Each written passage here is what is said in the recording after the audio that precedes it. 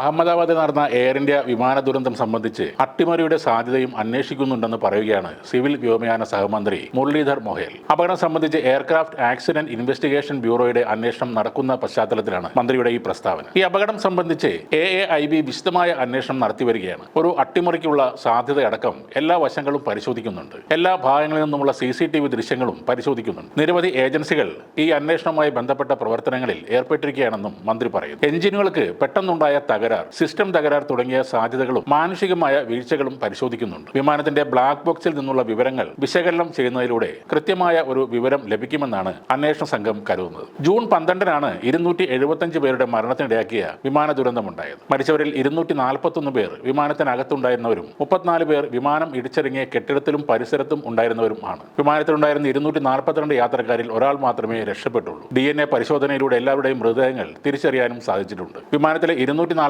യാത്രക്കാരിൽ വിശ്വാസ് കുമാർ രമേശ് എന്ന ഒരാൾ മാത്രമാണ് രക്ഷപ്പെട്ടത്. അഹമ്മദാബാദിൽ നിന്ന് ലണ്ടനിലേക്ക് പറന്നുയരുന്ന ബോയിങ് ഡ്രീം ലൈൻ വിമാനം പറന്ന നിമിഷങ്ങൾക്കകം വിമാനത്താവളത്തിനടുത്തുള്ള ആശുപത്രി ഹോസ്റ്റൽ കെട്ടിട സമുച്ചയത്തിലേക്ക് ഇടിച്ചു കയറുകയായിരുന്നു. തീവ്രവാദികൾ നടത്തിയ അമേരിക്കയിലെ ട്വിൻ ടവർ ആക്രമണത്തിന് സമാനമാണ് ഈ അപകടമെന്ന് നേരത്തെ ചില വിലയിരുത്തലുകൾ ഉണ്ടായിരുന്നു. ഇതേ മാതൃകയിലാണ് മെഡിക്കൽ കോളേജിലേക്ക് ഈ വിമാനം അഹമ്മദാബാദിൽ ഇടിച്ചിറക്കിയത്. അപകട സ്ഥലത്ത് നിന്ന് കണ്ടെടുത്ത വിമാനത്തിന്റെ ബ്ലാക്ക് ബോക്സുകൾ പരിശോധനയ്ക്കായി വിദേശ രാജ്യത്തേക്ക് അയക്കില്ല എന്നും കേന്ദ്രമന്ത്രി പറഞ്ഞിട്ടുണ്ട്. ബ്ലാക്ക് ബോക്സിലെ കോക്പിറ്റ് വോയിസ് റെക്കോർഡറിൽ 2 പൈലറ്റുമാർ തമ്മിലുള്ള സംഭാഷണങ്ങൾ സൂക്ഷിച്ചിട്ടുണ്ട്. സത്യം പുറത്തു വരിക തന്നെ ചെയ്യുമെന്നും അന്വേഷണ റിപ്പോർട്ട് 3 മാസത്തിനുള്ളിൽ പൂർത്തിയാക്കുമെന്നും മന്ത്രി മൊഹേൽ വ്യക്തമാക്കി. വിമാന അപകടം നടന്നതിന് ശേഷം ഇതാദ്യമായിട്ടാണ് കേന്ദ്ര സർക്കാർ ഒരു അട്ടിമറി സാധ്യതയെക്കുറിച്ച് പരാമർശം നടത്തുന്നത്. പ്രാഥമികമായി നടത്തിയ അന്വേഷണത്തിൽ വിമാനത്തിന് 2 എഞ്ചിനുകളുടെയും പ്രവർത്തനം നിലച്ചതായി കണ്ടെത്തിയിരുന്നു. ഇത് അപൂർവങ്ങളിൽ അപൂർവമായ സംഭവമായാണ് കാണുന്നത്. മനഃപൂർവ്വമായി നടത്തിയ ഇന്ധന മലിനീകരണമാണോ ഇതിന് കാരണം എന്ന് വിദഗ്ധർ സംശയം പ്രകടിപ്പിച്ചിരുന്നു. എന്നാൽ അപകടത്തെക്കുറിച്ച് അന്വേഷണം നടക്കുന്ന ഘട്ടത്തിൽ